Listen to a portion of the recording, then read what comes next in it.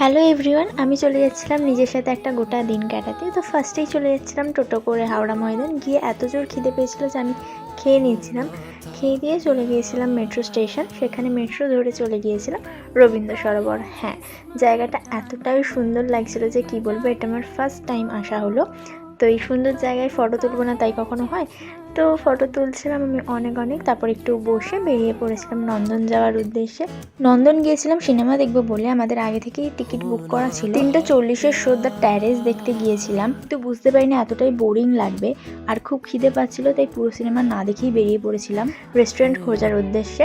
And finally একটা restaurant পেয়েছি যেটার এনভায়রনমেন্টটা ভীষণ ভালো ছিল। ওর আমরা খাবার অর্ডার দিয়ে ওয়েট করছিলাম। ফাইনালি এসেছিল, 2টো পিৎজা অর্ডার করেছিলাম। তারপর খেয়ে ঝটপট বেরিয়ে পড়েছিলাম। ফার্স্টে ভেবেছিলাম বাসে করেই যাব, তারপর বৃষ্টি পড়ছিল আর বাসও পাচ্ছিলাম না, তাই মেট্রো করেই বাড়ি আসতে হলো। এইভাবে সারাটা দিন নিজের সাথে কাটালাম।